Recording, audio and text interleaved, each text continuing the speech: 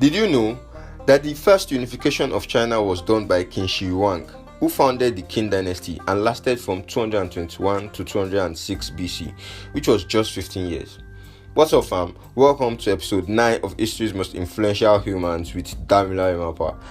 I hope you stick with me to the end of this episode. Yeah, before I continue, I need to say that today's personality is another Chinese man. So please don't crucify me because of any wrong pronunciation. I'm not Chinese. Secondly, there is so much confusion and technicalities associated with China's dynasties. So I'll just briefly talk about what made today's personality influential and lessons we should learn from his lifetime. Without further ado, I present to you SUI WENTI, real name Yang Ji, also known as Emperor Wen of Shu or Yang Jian. He was born on 21st July 541 in a Buddhist temple, and until he was 13 years old, he was brought up by a Buddhist nun who was impressed with his appearance. He attended the Imperial College for the Sons of the Nobility and High Officials as he was giving birth into a royal family. He received his first military appointment when he was 14 years old. He was appointed to serve under WENTI, and he rapidly rose in service. He received several official ranks, including Duke of Chengji Country, and in 557, Dugu Xin, impressed with him, gave him his daughter, Empress Dugu Kuiliu, as a wife. At this point, he was just 16 and she was 13 years. Yang Jian held various offices during the reign of Emperor Ming, such as Vice Minister of Internal Affairs, Duke of Dazing, and subsequently during the reign of Emperor Ming's brother, Emperor Wu. Yang Jian was further promoted in military authority. In 578, Emperor Wu died and Yuan Yun took the throne as Emperor Xuan and made Yang Jian's daughter Empress, and Yang Jian was made Minister of Defense.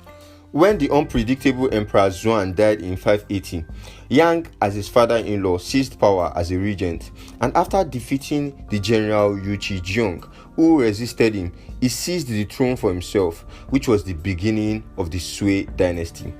He immediately centralized the government and began to unify China.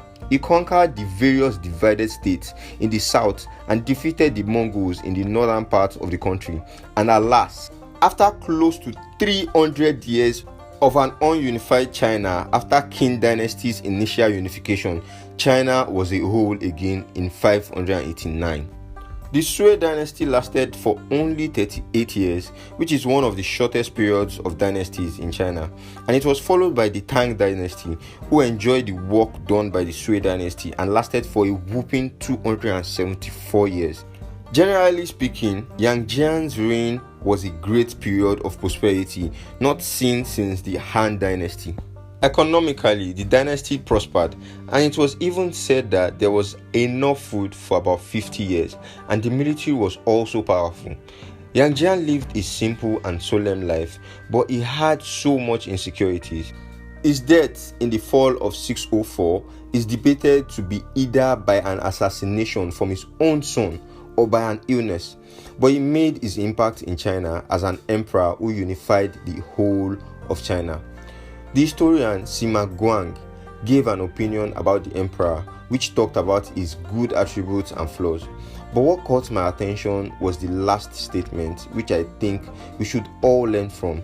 It says he was suspicious, critical, and picky, believing many alienating words of his officials. Therefore, even of those with the most accomplishments and his old friends, not one was able to maintain the relationship from start to end. He even treated his own sons as enemies. This were his faults. Well, this is the reason why forced power isn't good. It never gives people peace of mind. So that's it on today's episode of History's Most Influential Humans. Join me next time, next 2 weeks, on another historically informative and educative episode. Peace.